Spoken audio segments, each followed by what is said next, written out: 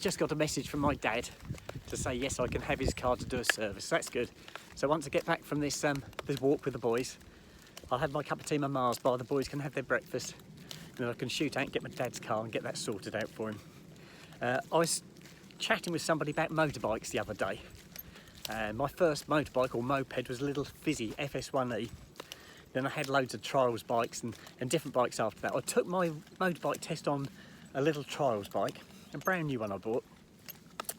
And the day I took my driving test, which was in Bury St Edmunds, it was an awful day. I was at Bury College that day. So it was quite good because it was an afternoon test. So I had the afternoon off from college. So I went to college in the morning, then dinner time, I went for a ride round to get myself ready for the test. I knew roughly where the test route was, so I rode round that a few times before I went to the test centre, just to familiarise.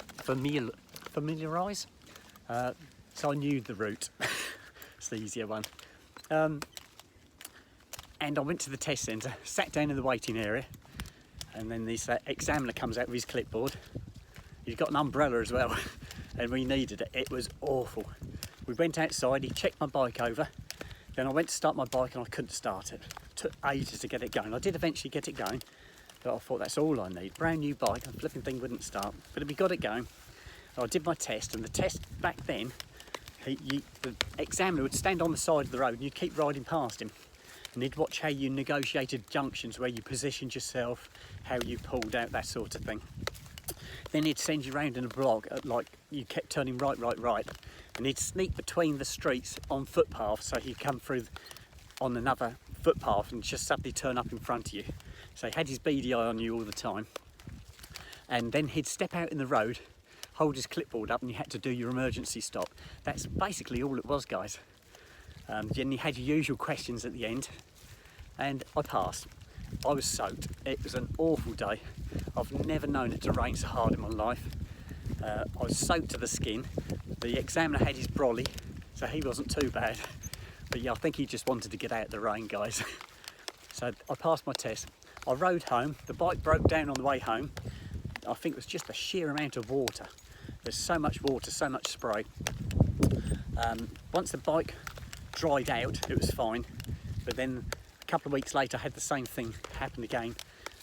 Wet day, it just didn't want to start, would break down. I took it back to the motorbike shop I bought it from. They said, oh, it's a common fault on these. They said, we know exactly what it is.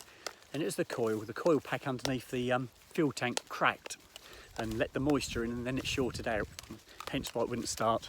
So I got a new coil and that was sorted out. But yes, I think I've never been so wet in my life. I was soaked right through to my pants, guys. Yeah, not pleasant. But anyway, I did pass my test. Right, I'm going to sign out, guys. You'll have to tell me what happened to you on your motorbike tests. Go on, off you go, Snoop. Did you pass first time? Did you get soaked? Right, I'm going to sign out and I'll speak to you later. Bye-bye.